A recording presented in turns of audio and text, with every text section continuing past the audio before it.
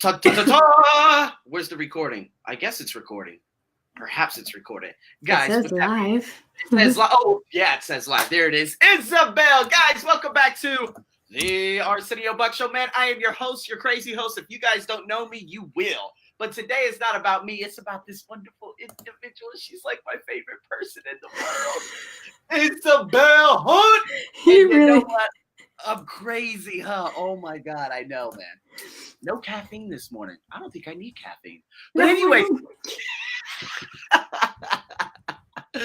nonetheless, Isabel, man, I got a lot of people who are probably going to be viewing. I already got a viewer and whatnot. And so basically, I want you to tell everyone who you are before we jump into this, because the last time I had you on, we were talking on the English language, the podcast did extremely well, by the way. Clap, clap, clap.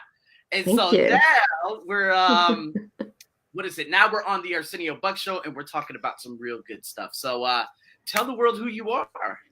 Who am I? Well, you already said my name. I'm Isabel Hunt. I am a inspirational speaker. That's at least what I love to do. I'm also a transformation coach. I'm a sociologist, which helps me very much with my work.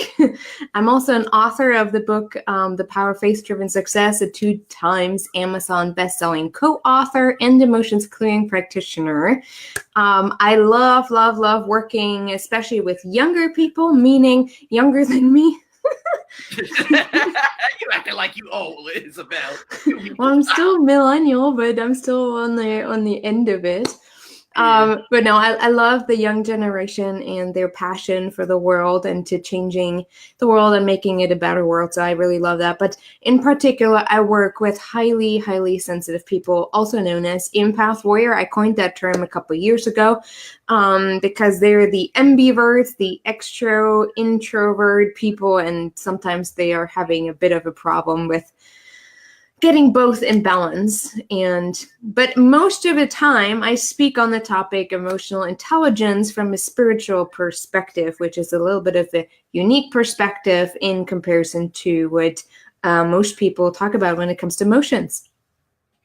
Wow. So many things, of course, to cover. We do have a topic, but before we get into that, I'm just so intrigued that you understand about millennials. You understand that they are the future and they're working together to achieve some of the things that we're trying, the messes we're kind of trying to clean up, from the past. I won't, indicate anything, you know what I mean? But what is it? What is it that drew you to that specific age group and said, you know what, this is completely different from my generation?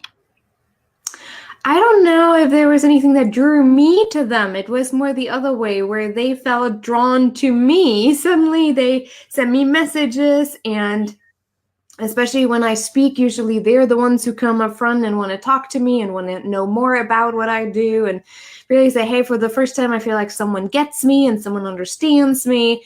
And so they actually came to me. And from that, I was like, all right, this is actually really the group that I'm passionate about, that I love working with, that I love teaching to.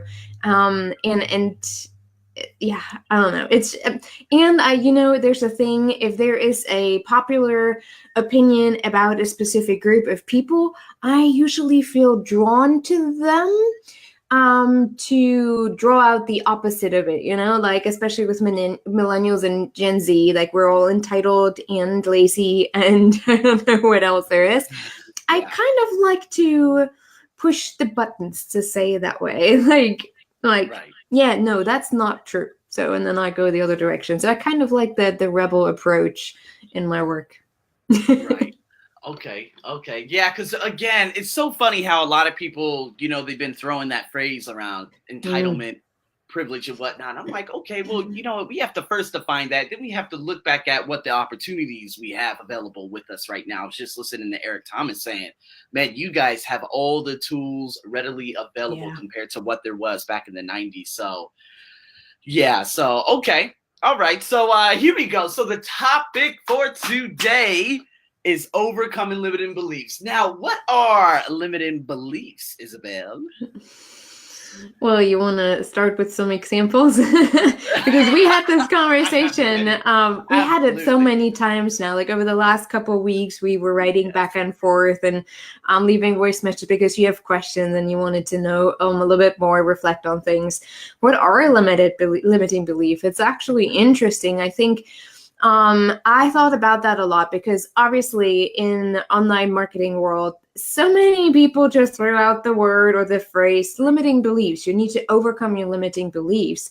What does that mean? From a sociological standpoint, I want to say that everything that nails us down into a box in connection with a specific label is a limiting belief of what is possible for us. Every time we identify with a specific box and every time we're stepping outside of that box, something is wrong with us.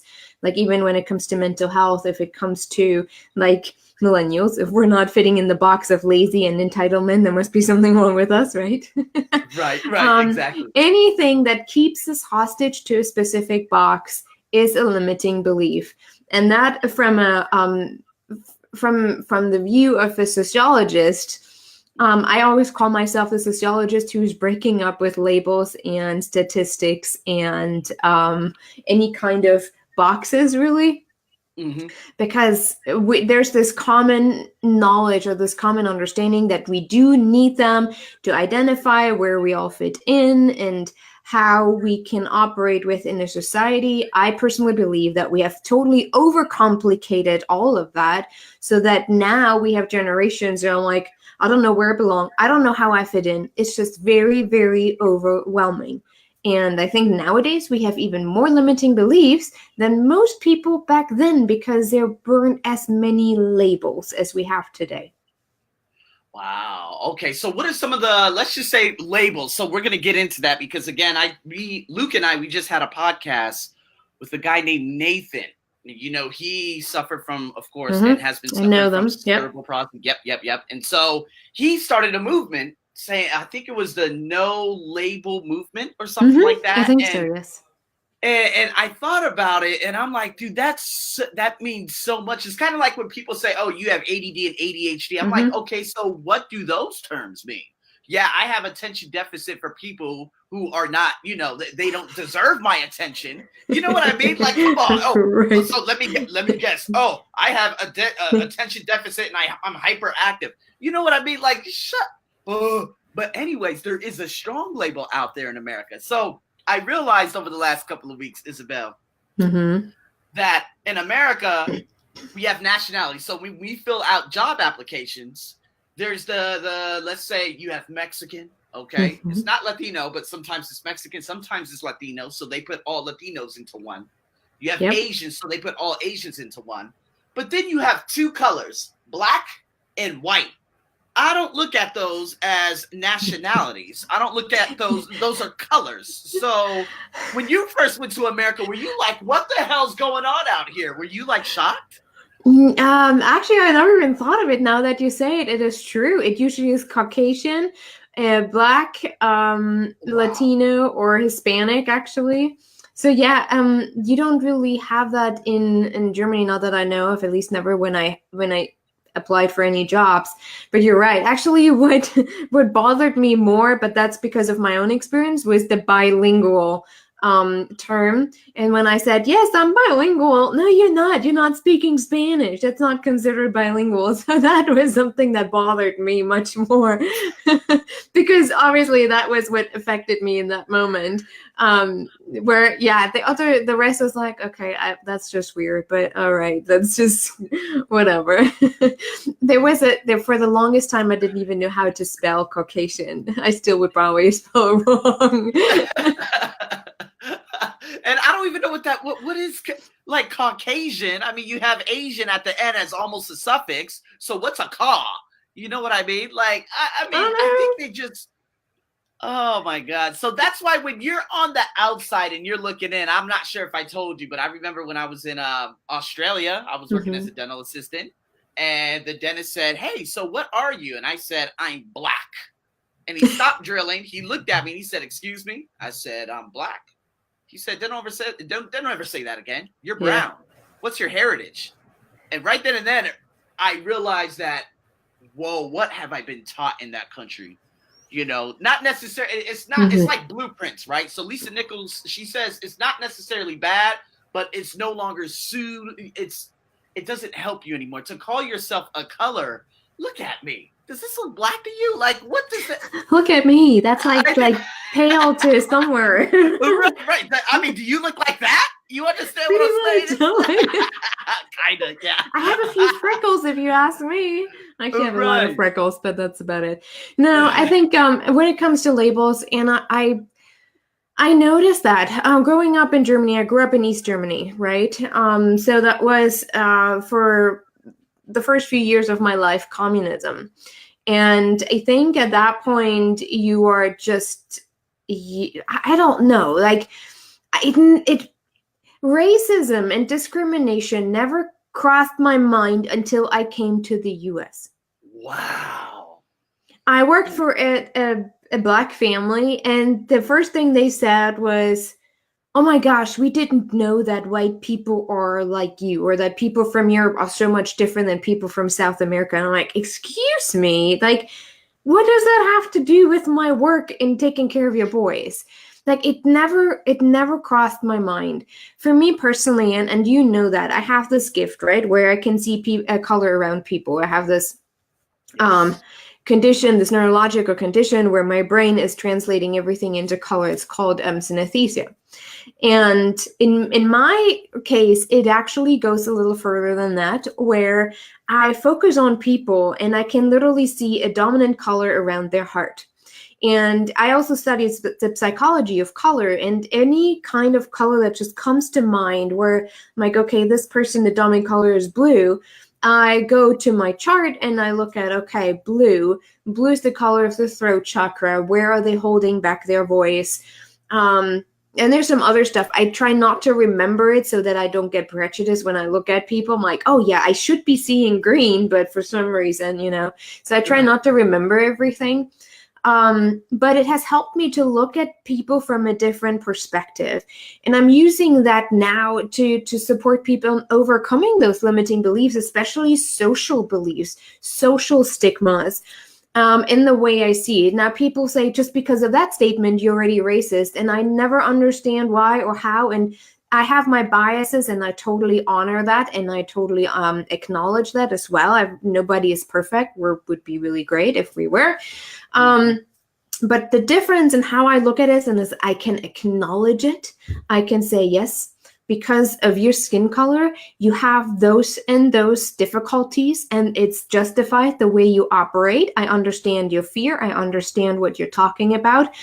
How may I support you with that? How can I be part of helping you and supporting you to feel better and where you're at? It's an individual story, because even though we try to punch everyone in a niche, like every Black person thinks the same way, I have learned that this is not the truth, and that I rather connect with the individual and ask them about their challenges, acknowledging what they are going through, instead of blaring out, all Black people do this, or all white people do that, or everyone who is poor thinks this way. I have learned, like, especially with my gift, that this creates a lot of, for one, division, but also a lot of disconnect. You have all those beliefs in between you. And the more beliefs you have about someone because of their skin color or their upbringing or their education, the further it distances you from them. So why would we do that? Because people who are distant from each other are controllable. If we can keep people away from each other instead of creating community and unity, we can control them. We can do the emotional manipulation, especially from higher power authorities, higher power, not really the right word, authorities, government, who try to control how people experience their world and how they are supposed to experience where they're at. Making sure that the poor know that they're poor, making sure that the rich understand that they're really rich and have all those privileges and how they can use the money. Just as an example, like, this is really simplified, obviously. But I don't want this. I don't want this. The other day, I was meditating, or there was 2 or 3 weeks ago, I was meditating, and I was given that message to go out, and no matter who I see, no matter who I meet or talk to, who's in front of me, I was supposed to look at them as part of who they are is part of me. And whatever's bothering me about them, if it's their hair or if it's just the way they walk, sometimes you have those days where just everything annoys you, actually is a reflection back to me what annoys me about me. And because we're all connected on the soul level. Think about it. If everything is an illusion, now from science, Albert Einstein already said that everything is an illusion. If that is true, the only thing that is true is your soul, because your soul is energy, and it's not, you can't kill that off. So the actual true connection that we will ever have is on a soul level, because that's where we relate with each other. When I do workshops, I often invite people to an exercise. It's usually about 3-4 minutes where everyone chooses a partner. And for 4 minutes, they are supposed to stare into their eyes and start to adjust their breathing to each other's breathing. So eventually they breathe, have a similar breathing rhythm, and they just stare into each other's eye. You would be surprised. There's so many people that absolutely resisted, where I'm like, I can't do it, I can do it. But when they do, some cry, some get so overwhelmed by the experience because suddenly they realize the prejudice that comes with what they thought about that person, and somehow they see themselves in them. It's a powerful, powerful exercise that allows people to connect on a soul level, to let go of some limiting beliefs that we have in the way we connect with each other.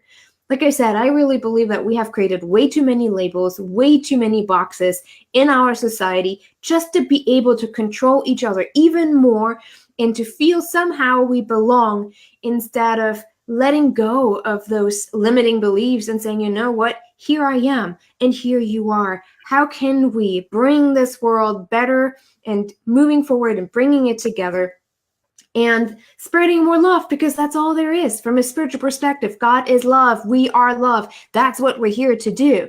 Bringing people together, understanding that we're all one, especially within a divine understanding.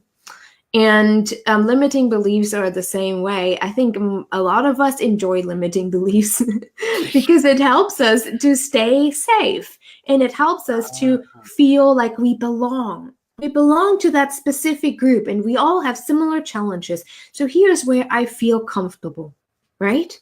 Right. And when we have to let go of those beliefs, we also have to often let go of a specific identity that we have given ourselves. We have to let go of a lot of the boxes. Having done this exercise from this meditation, it brought up a lot of crap. I'm telling you, like even over the last few days, I'm going to be real honest and vulnerable here, because it brought up a lot of bitterness for me, where I'm like a resentment and bitterness towards some people that I have nothing to do with. I started to feel guilty about having those experiences. But I knew that the only way for me to push through those limiting beliefs that I had that started to come up with that exercise, I had to forgive myself for it.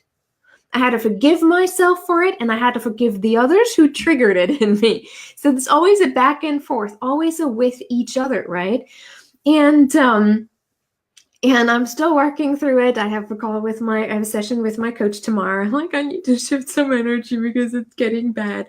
I feel like I'm hating people, but it's not true. It's just really coming up for me. Some things that just I have to let go, that I wasn't aware I was holding on to. And it will create a new identity, or how I relate to myself as well as to other people. But do you want that?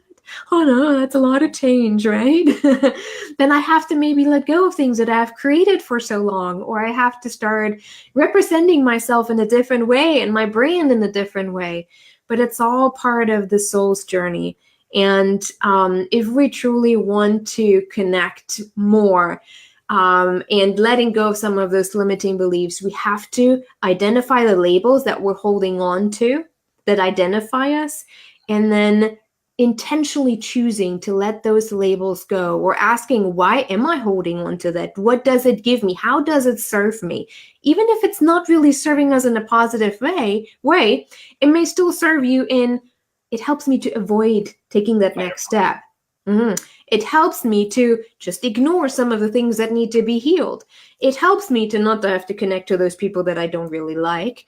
Like all those things. It helps me to not have to broaden my view on life and people and how we can connect, all those things. It still serves us. Everything we do, every way we think serves us in some way. And that needs to be identified to break through some of those limiting beliefs.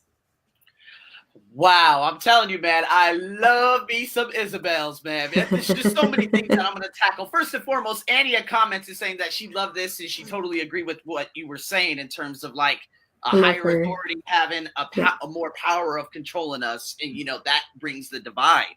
It's kind of like when you watch the news, it's all divide. When you I don't watch the news.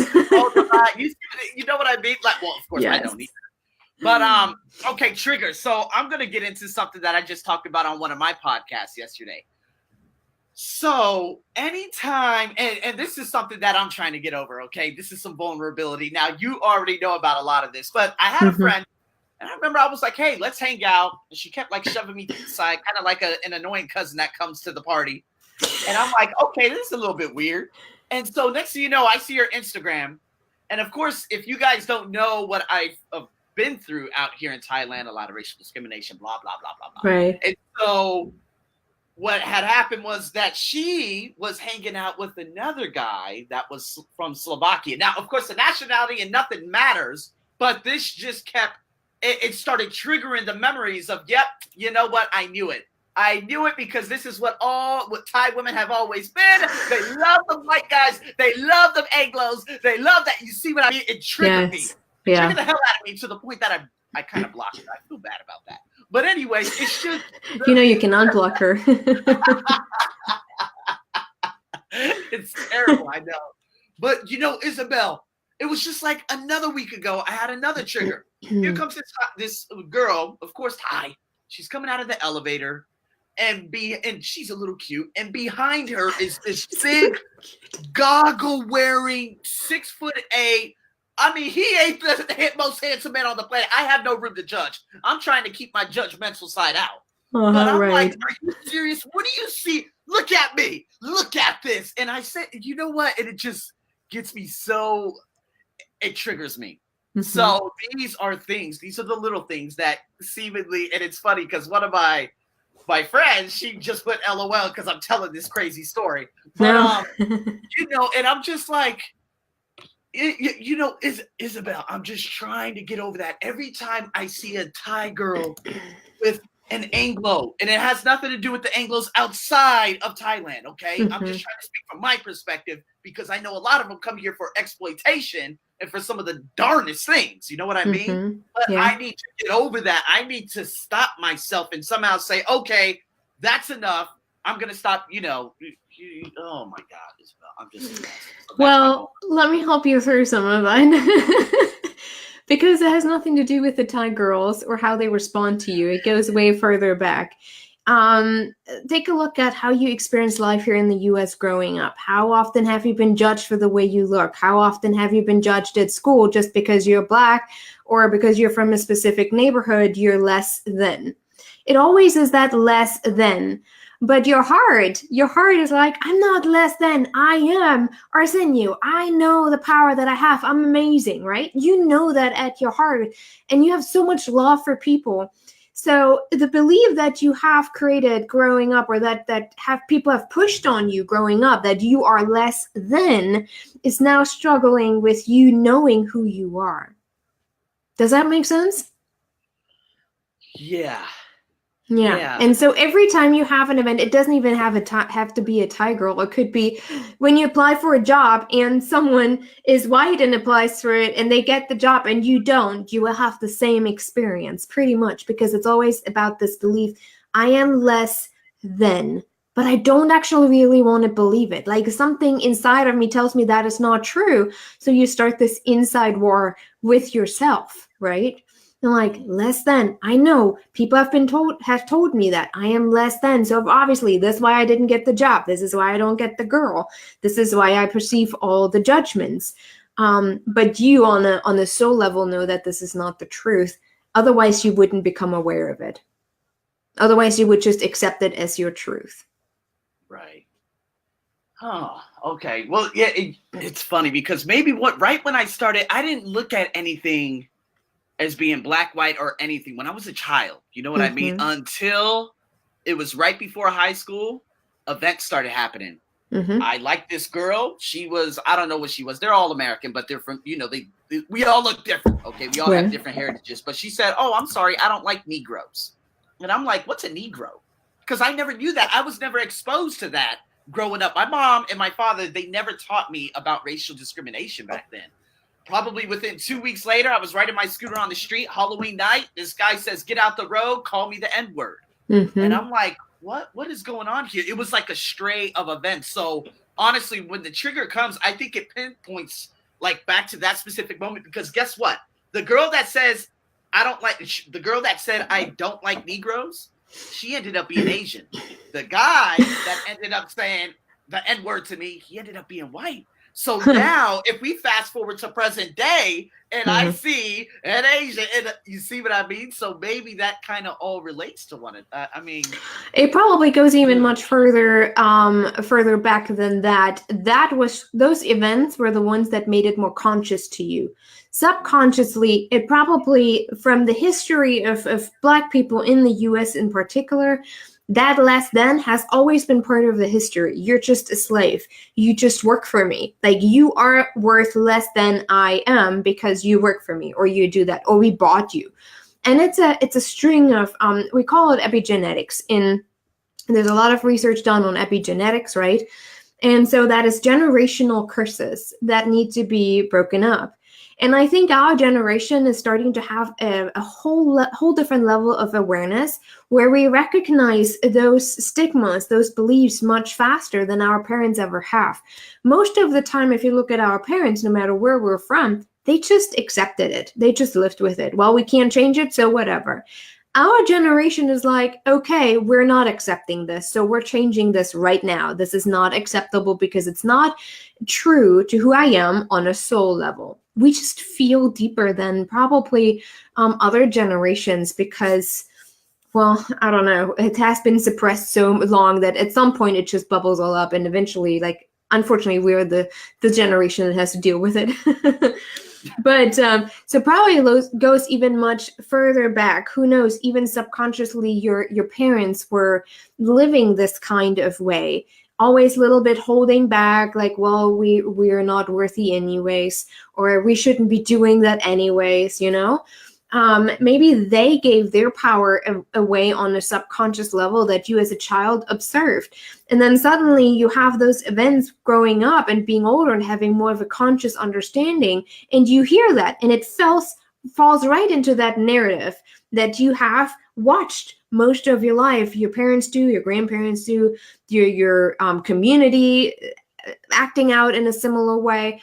And then it just continues from there. Like, those events just confirmed what you already had as a subconscious belief.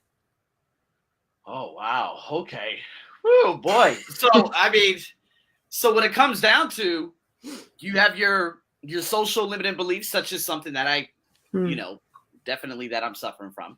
And then you have your geographical limiting beliefs. I think my mom kind of has that because she buys a car rather than getting out of a very nasty neighborhood where she hears gunshots every night. So I don't know. It's always her saying, "I don't have enough money. I don't have enough money. I don't have enough money." But she's been saying that since before I was born. Because it gives her a reasonable excuse. It makes sense, right? Because the neighborhood is not safe and she doesn't have enough money, so she rather stays in. Every label we have ever created, we have created in the face of safety. In the face of safety. That we wanted to feel safe. So we created another label because we wanted to fix it, or we wanted to understand it. So we created another label. Every label we have ever created is in the understanding of, how can I feel more safe? And that's when you break through unlimiting or limiting beliefs as, how does it make me feel safe? Is that the truth? Or is it just something I made up? Does it make sense logically, but does it resonate with the heart? Does it resonate with who I truly am as a divine human being with God within me? You know, that the connectedness, the oneness that we all experience, is it in alignment with that? Most likely not, because the only thing that is true and ever will be true is our understanding of oneness. And that's returning back to love, returning back to simply just being love, not just showing love or loving someone or just saying it, but being it. And there's a difference. So, like I said, most limiting beliefs are in the light of safety. With your mom, obviously, she likes those excuses because they keep her safe. It at least allows her to stay home and not have to face what other people may face. There's just a lot of fear involved, which also makes sense when you say there are a lot of gunshots. Right. Oh man. Okay. So when it comes to limited beliefs, then, Isabel, a lot of people, they don't know that they're holding onto them, clinging onto them, have them deep inside or deep rooted in their subconscious mind. How can they get the self-awareness to say, oh my God, I do have a limited belief. The way I reacted to him is a lot different the way I reacted to him. It's kind of like Napoleon Hill. I remember in his book, he went out to shake a guy's hand. He realized he had the cross on. He quickly pulled away, walked out of the room. This is a long time ago. So again, that was some kind of emotional trigger, or, it was intolerance. You know what I mean? So how can one develop the self-awareness first? Because we need to become aware first. You start developing awareness by being honest. I think a lot of people lie to themselves. I think sometimes it's just literally saying, you know what, I'm an asshole. Sorry. I think a lot of us just don't want to say, I am sorry. Right. We want to keep that dignity, and no, we can't do that. We can't embarrass ourselves. We can't say we're sorry. The first thing to ever break down any kind of limiting beliefs usually goes with, this is what is actually true. This is what I'm looking at. Those are my beliefs, and I'm sorry. And we don't like saying that. Right. It's a good example. I wrote about it on Facebook a couple days ago. I went for a run. And I went to a park that's in a neighborhood. It's actually just a soccer field, like the kids play soccer and baseball there. And they have a nice trail that's exactly a mile. And I wanted to start practicing for a 5K. Well, don't even ask how that goes. But anyways, I got there and there was only one car. And it was a really old, rusty car with loud banging rap music. And I only saw some dirty boots hanging out of the window. I didn't see the kids. But my first thought was, oh no, those are probably kids who are skipping school, and who knows what they're doing. Maybe they're, doing drugs, or I don't think I feel safe here. I instantly went into my head. I'm like, Isabel, where's the story coming from? For one, you didn't see who it was. You didn't talk to them ever. They didn't show up in any other way than just sitting in their car and having loud music. Maybe they're just enjoying their lunch break, right? And so I parked there, and I like, okay, just pretend they're not there, so you feel a little safer, right? I got out of the car, I stretched a little bit, put my headphones on, and started to walk. And suddenly I hear a guy scream real loud from the car. And I'm like, oh no, I knew I should have just left, and I should have gone to a different park. I looked back and I just saw a kid, and I just pretended I didn't hear him, right? So I just went for a walk. But during this whole walk, every little scenario went through my head. What could potentially happen when I get back to the car? Are they going to steal my car? Are they going to break in? Are they going to beat me up? Or are they going to just, like all the stories? And I started to freak out in my head. I had such a bad run, and I haven't had such a bad run in a long time because I was so in my head. I didn't focus on my breathing, or I started to feel like the anxiety creep up. And I stopped myself. I'm like, Isabel, this is bullshit. What are you thinking? Like, I stopped my run, and I really talked to myself. I took myself out. I'm like, this is bullshit. What are your beliefs around that? What are your biases around this? Just because they're younger doesn't mean they're aggressive at the same time. And I intentionally said, I forgive you for having those biases towards those kids, not even knowing who they are. How about you do what you teach every single day and connect to their spirit, to their soul, because that's what you're really good at. That's what you're here for. So I ran back. They didn't even notice me. Turned out it was a girl and a boy. And they were kind of cute. They were trying to be really cool. Had loud music on, and then they took selfies the whole time. Like, they took selfies on the car on top of it, and they didn't even notice me. And I went into the I locked the door. I closed the door. I went in my car, and I just sat there and I watched them. I'm like, those kids, they're actually totally innocent. And they might yell at me and they may say things about me, but is it my business? No, my only business is how I choose to act towards them and how I choose to experience them. And if I can see that, and if I can see them, they might actually be able to see me in a different light, not just this asshole adult who always has those prejudices and those putting those reputations on those kids. I mean, that's what they're embodying. That's, well, you tell me I'm this rebellious, obnoxious kid, so that's what I am, right? But if you actually see them, like, they're just crying out for love, and I am the same way, so there we are. We have something in common. Why can I not just connect with them? I had to be honest with myself. Those were my limiting beliefs about kids that just listen to music a little too loud, and every second word was fuck, so of course, right? I had my beliefs there.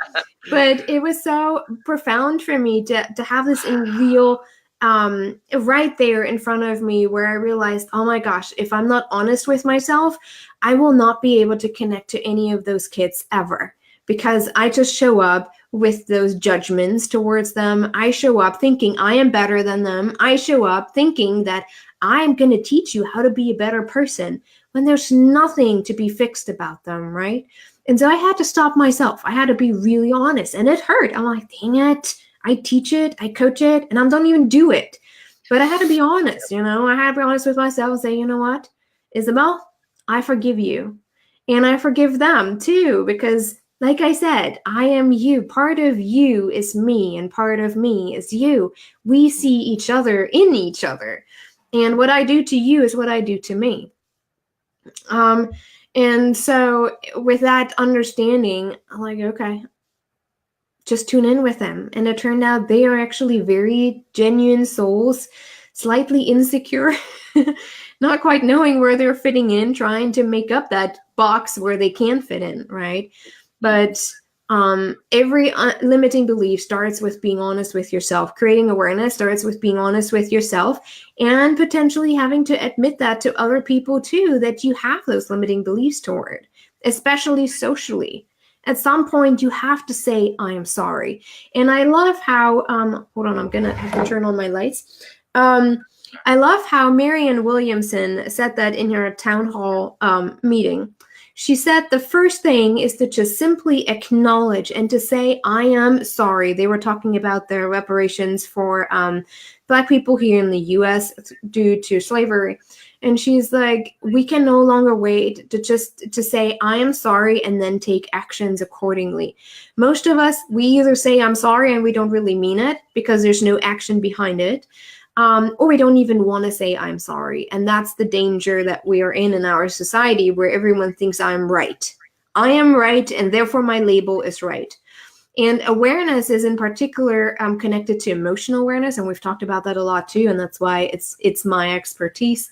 Emotional awareness helps us to step outside of that box that who I am and what group I belong to is superior, and this is what is right. Like, we tend to pick a certain group that we compare everyone else to. If you don't fit into that, then you are not normal.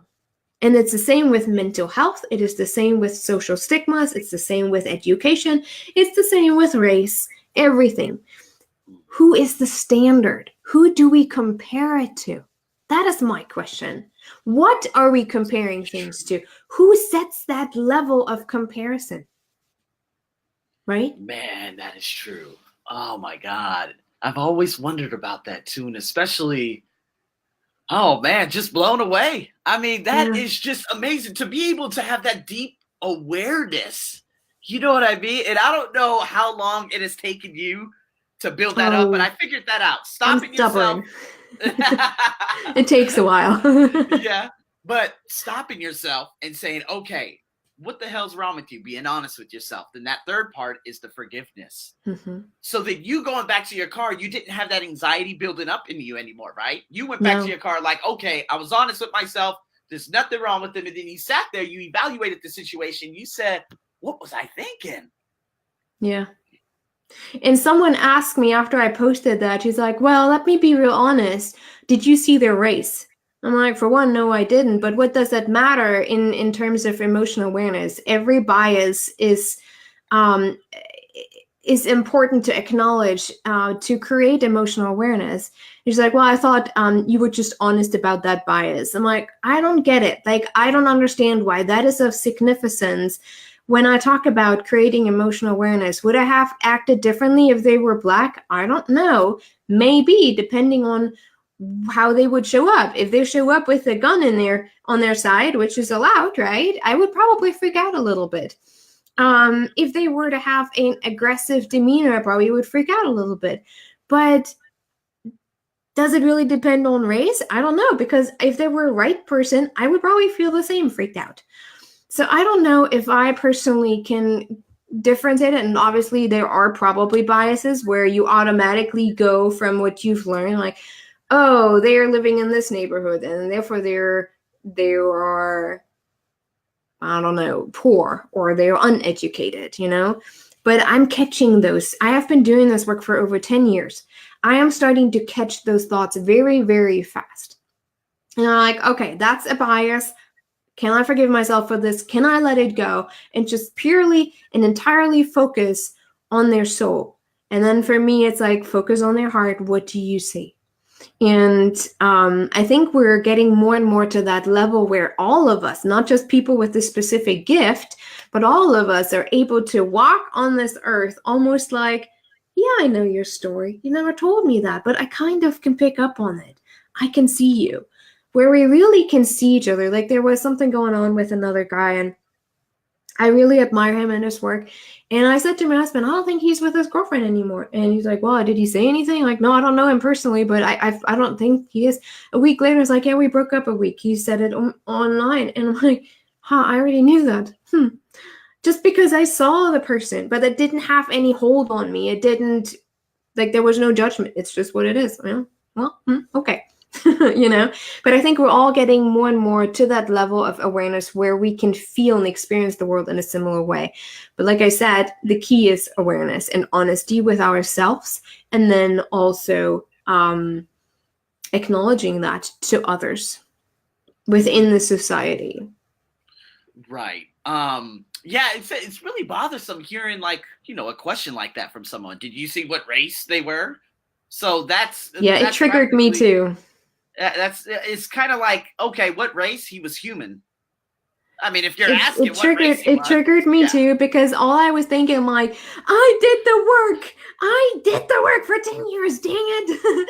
Don't get that on me. Like, you know, I think that's where we're going automatically, especially within our society. There's a lot of amazing work being done, especially with disparity and division and acknowledging the differences between different races. And I totally support that, because we have to bring it to the surface to be able to become one again, to have this understanding, hey, you're actually not much different than me. And I watched this movie last night, which was amazing. I'm like, husband, how did you pick that movie? Because this is not a coincidence. It's called Every Day. Check it out if you can. It's on Amazon Prime. Every day, there is a soul who, for most of his life, every day slips into a different body and just experience their life for a day, and then he shifts at midnight into a different body, and he doesn't know why. His soul travels through different bodies, and then one day he meets this girl that he starts to fall in love with. And he can't really connect with her because he's always in a different body, and it's never any specific gender. It's like one day he's a guy, another day he's a girl. But once he told her what was going on, she was able to see him beyond the physical. She was She was so drawn to his soul that it didn't matter if she was kissing a girl, she was kissing a boy. She was looking and experiencing the soul experience. I'm like, oh my gosh, that's exactly what I was supposed to do all those last weeks. And it makes it so clear that it is possible now. People were like, well, it was a movie. Yeah, it was a movie, but we don't create movies if there weren't at least a little bit of truth behind it. Absolutely. Right? There's always some intention behind that. And I think it just reflected very, very beautifully how we can love someone without having to be attached to their physical. And I think it's the same if you're married and someone has a really bad accident and suddenly can't walk anymore, their face is scarred. I mean, some people may run, but a lot of people say, I stick with you because I still love you. And it's because there's this soul connection, not the physical attraction. But it's also a great sign if you have a physical attraction in a relationship or if it's actually a real soul connection. If you were to run, if something were to happen to that person, then you probably shouldn't marry them. Right. And I mean, just like in everyday interactions and stuff like that, Mm-hmm. I try not to feel pity for people who have disabilities, because if they say, listen, if you feel pity for me, I feel lesser. So don't feel sorry for me. I'm happy. Yes. So there's a lady that lives somewhere in this condominium that I live in, and I wouldn't say she's fully blind. I think she has somewhat of probably 10-20% of awareness. But when I see her, I always feel something in me that, you know what I mean? Like, oh my God. And she's always smiling.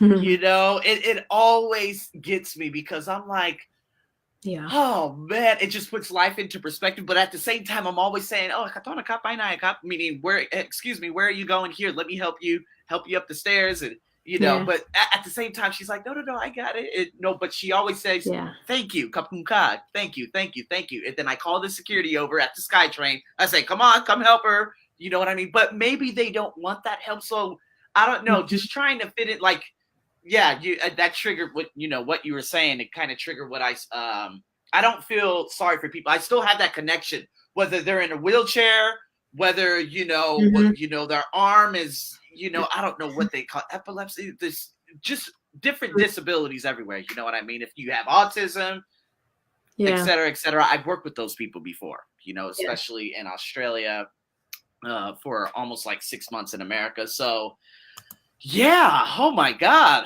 All right, Isabel, you know what? A lot of, what is it? Anya. Okay, I think I got it. And Alejandro.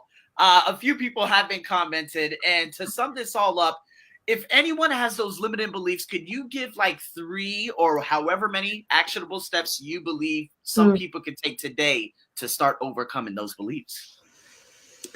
Ooh, first step is to actually, you put me on the spot. Well, it's very individualized, so it's a little bit difficult. But in general, if I were to look at my clients and at myself, the first step is to set the intention that you actually want to see those limiting beliefs in yourself. If you don't even want to, there's no way for you to ever overcome them. You're just like, whatever, I'll live my life. I can do this. I can survive, right? I just survive every day as I can, as I have to.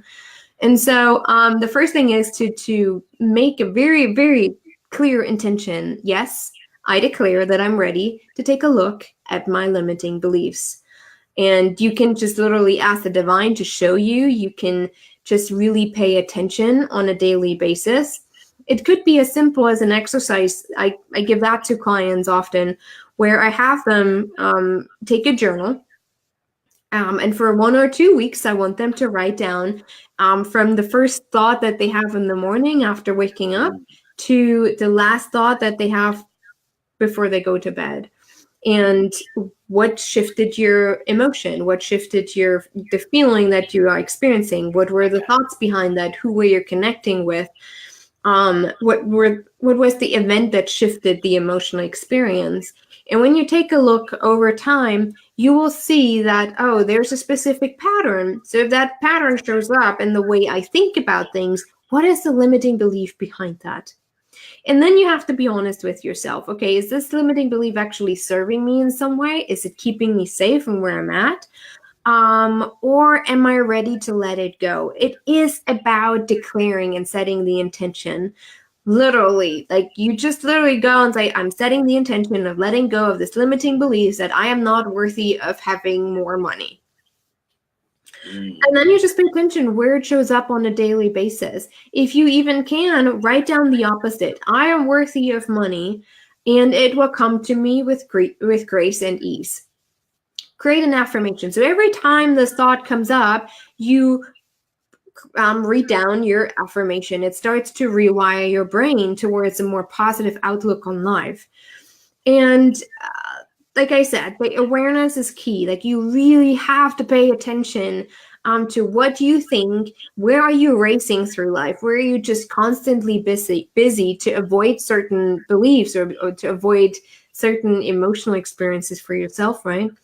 And then just being honest with yourself and forgiving you for that belief. I forgive myself for believing that I am not worthy because it is not the truth. It is not who I am, and it is not who I am called to embody in the physical realm, because I'm here to express the love and the oneness with the divine. And that also means that we have access to everything we need. We're always provided for, whatever way that looks like. It doesn't always have to look in ways in money. It can look totally different. But that's when we just have to let go of it. Like, okay, well, I know I had this limiting beliefs because it kept me safe. I didn't have to do certain things that I know I really need to do, like going on that big stage or calling that new potential client, you know? Right. It's just all about being really honest with yourself and then going through those exercises if you don't know where.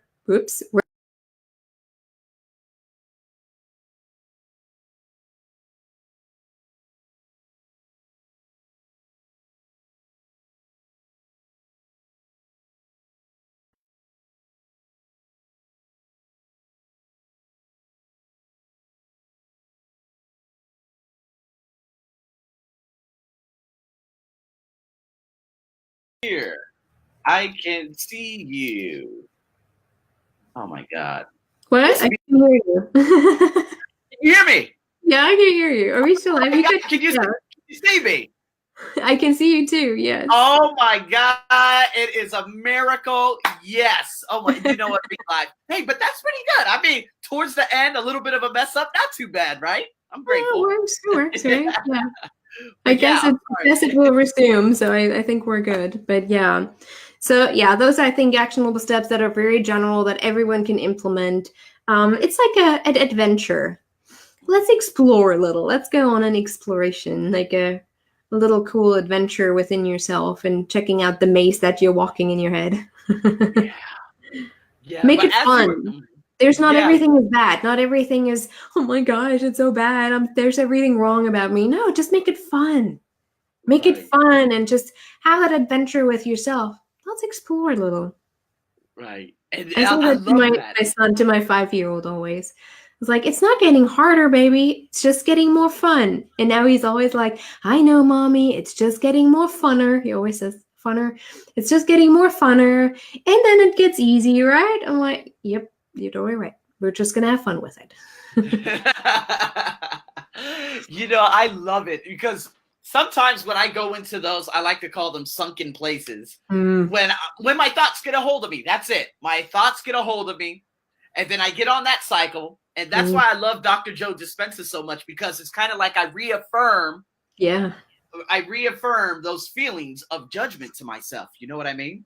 Yeah. And so from now, while you were saying that and giving me the steps, you're like, okay, when does it occur? And so I'm like, oh my God, okay, so when I leave my condo and I see this and I go up to the train, okay, and then when I take the train, I see someone there. On living too. Yeah, it's crazy. Like I can like pinpoint every little thing, you know what write it down, because then you don't think about it constantly. If you write it down, just a few words, then you can look at it later when you actually can sit down and reflect on it. Otherwise, you're probably going to go crazy, and eventually you feel so overwhelmed that you just say, okay, I'm done with this whole thing. Don't get yourself into overwhelm mode. We all have it. It's all good.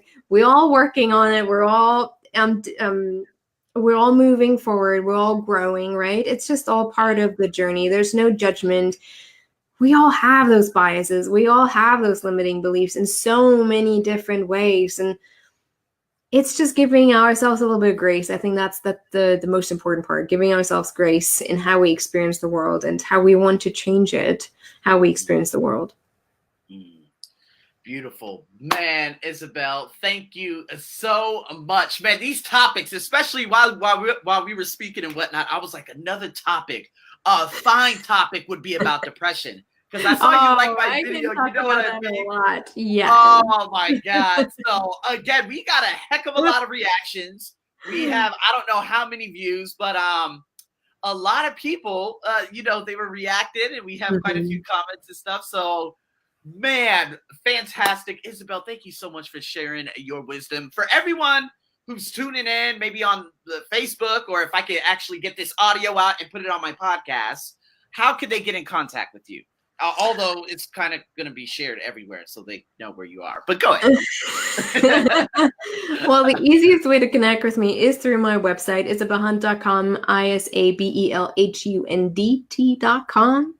I also have a really great course called The Empowered Warrior, a simple guide to successfully navigating your emotional world. I think that is the subtitle. It's getting late over here, and I'm still having that one can be found at theempoweredwarrior.com, which is really a great course, especially for someone who just needs something to take with them on a daily basis. There are cheat sheets with questions to ask yourself if you start to feel angry or fear, like really helping you develop that awareness, that honesty with yourself, so that we can create a better with each other. But then also social media. I'm pretty much on all of the platforms that I think I want to be active on. Right. So I appreciate every follower and every interaction. But yes, the website is the main resource. You can find more interviews. You can find a link to my book. Like, everything is on my website. I like to have everything in one place so you don't go crazy over the internet. Right. Awesome. Yeah, agreed. I should do that. But yeah, absolutely. Thank you so much, Isabel, man. I'm going to have to bring you back on later on sometime when we are both free. Again, guys, if you like this, please share it. Thank you so much for your comments. Natagan, which is actually one of my friends, Anya, then we have Alejandro and a couple of other people who may be commenting very soon. And again, if you guys have any questions, you can reach out to Isabel directly, throw some comments down, share us your feedback. And guys, we'll be doing this again in the near future. So Isabel, thank you so much. I'm going to let you get some sleep. All right. Yes. And I'm going to get on with my morning. So guys, with that being said, thanks so much for tuning in to this Arsenio Buck Show Be Live podcast. I don't know what I'm going to call it, but I'll call it something soon. We'll come out with a series. I don't know, maybe the Enlightenment series. I don't know what I'm going to call it. But anyways, there I go. So that's number one. And guys, with that being said, have a wonderful morning, afternoon, and evening. Isabel, thanks again. Thank you. Bye. Over and out.